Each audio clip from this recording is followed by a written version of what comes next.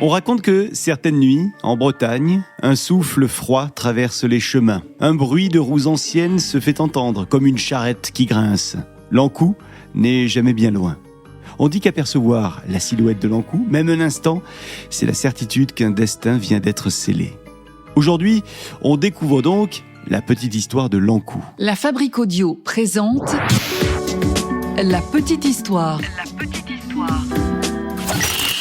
www.lafabriqueaudio.com. Salut tout le monde et bienvenue dans un nouvel épisode de La Petite Histoire. Je suis Florent Mounier, c'est moi qui vais vous narrer cette histoire qui a été écrite et mixée par Sébastien Girard. Je remercie Alice qui nous a demandé sur le Patreon de La Petite Histoire de faire cet épisode sur l'Ankou. Et si comme Alice vous souhaitez nous soutenir, sachez que nous vous attendons sur Patreon. Pour seulement 3 € par mois, vous aurez accès au podcast en avant-première, à certains récits exclusifs et en plus de ça, vous faites un petit geste pour nous soutenir dans la production des podcasts. Et puis alors, je voudrais également rappeler à celles et ceux qui ont des entreprises, des marques, qu'elles peuvent nous soutenir en devenant les sponsors officiels pour les mois qui arrivent et notamment l'année 2026, pourquoi pas. Donc n'hésitez pas à nous contacter si vous avez une marque ou une entreprise. On sera ravis de vous accueillir en tant que sponsor de notre podcast de La Petite Histoire. Vous nous envoyez pour ça un mail sur contact@lafabriqueaudio.com, la fabrique avec un K. Allez, sans plus attendre, direction la région de la crêpe, du kouign-amann, du cidre, mais pas du Mont-Saint-Michel. Ah non, c'est la Bretagne. La vraie question n'est pas qui je suis, mais plutôt où je suis. L'Ankou, qu'est-ce que c'est ? Est-ce que c'est la mort ? Ben non, pas tout à fait. L'Ankou serait plutôt en fait le serviteur de la mort, celui qui vient chercher les âmes des défunts pour les faire passer de l'autre côté. L'Ankou fait partie de ces créatures qui font passer dans l'au-delà. Au sens large, ces créatures ont un nom. On les appelle les psychopompes.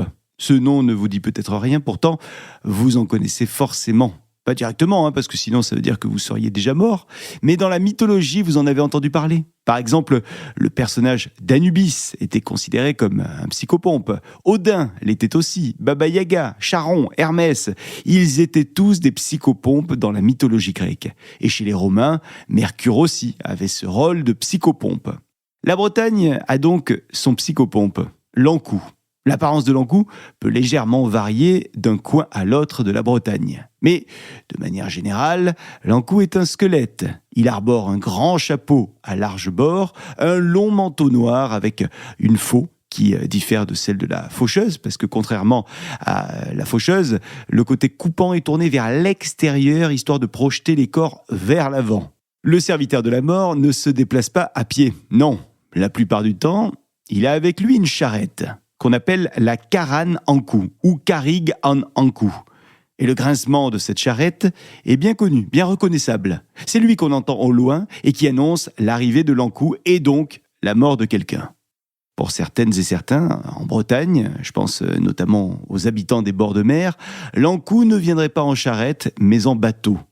Son bateau, c'est le bagnose, bateau de nuit.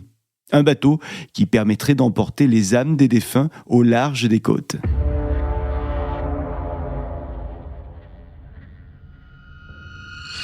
Ok, bon, on a compris ce qu'était l'Ankou, mais d'où il vient cet Ankou ? De quand remonte cette tradition ?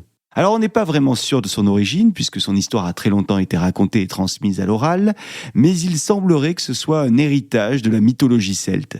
Son nom viendrait de la racine celte nek, qui signifie tuer, périr. Il serait lié de près ou de loin au dieu gaulois de la vie et de la mort, Sucellos, qui porte un maillet, arme que possède également l'Ankou. Selon la tradition, dans certaines paroisses de Bretagne, l'Ankou est la dernière personne morte durant l'année. Cette personne devient alors pour l'année suivante le serviteur de la mort. Ailleurs, on raconte que le tout premier Ankou fut un prince breton, si fier qu'il aurait défié la mort elle-même. La mort, pour lui apprendre l'humilité, l'aurait condamné à arpenter pour l'éternité les chemins, à annoncer sa venue et à ramasser les âmes. Dans certaines légendes, l'Ankou est même décrit comme une sorte d'esprit neutre, ni bon ni mauvais, simplement un esprit chargé de faire respecter l'ordre naturel, la vie puis la mort.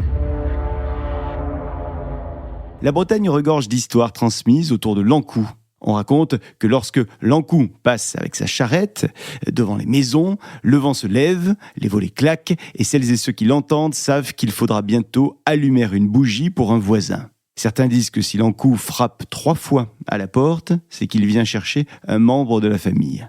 D'autres affirment qu'en croisant le regard de l'encou, on devient soi-même malade, souffrant, affaibli, comme si la mort vous avait effleuré. Alors il faut savoir qu'il existe également des légendes de marins bretons, les pêcheurs qui racontent qu'en mer, l'encou apparaît sous la forme d'une silhouette, debout sur la proue d'un bateau fantôme. Ce bateau, qu'on ne voit qu'à la tombée de la nuit, annonce la perte d'un équipage.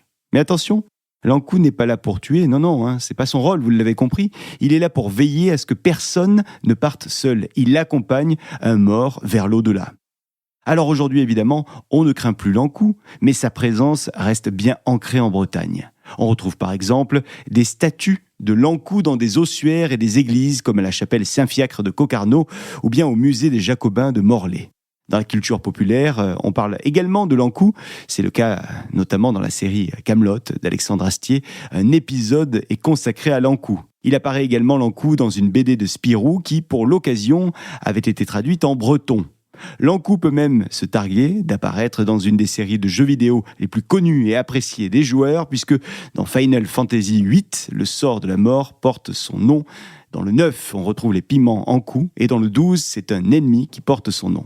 Et puis enfin, on salue l'équipe de football américain de Rennes, les Ancous de Rennes. Bref, vous l'avez compris, l'encou a marqué non seulement la Bretagne à travers les siècles, mais aussi le monde de l'imaginaire mondial. C'est une légende profondément ancrée, un mélange de mystère, de respect de la mort et de transmission. Une figure qui traverse les siècles et qui, aujourd'hui encore, fascine autant qu'elle intrigue. Voilà les amis pour cette petite histoire autour de l'encou. J'espère qu'elle vous a plu. Si c'est le cas, n'hésitez pas à la partager, à la liker. Dites-nous d'ailleurs en commentaire si vous connaissiez cette histoire de l'encou. Si vous êtes des Bretons, c'est peut-être le cas. Et si vous en connaissez une autre version, vous nous la racontez sur Spotify ou bien sur les réseaux sociaux de La Petite Histoire. Et en attendant, je vous dis à très vite pour un nouvel épisode de La Petite Histoire. Salut. La Fabrique Audio présente La Petite Histoire. La Petite Histoire. Vous souhaitez devenir sponsor de ce podcast ?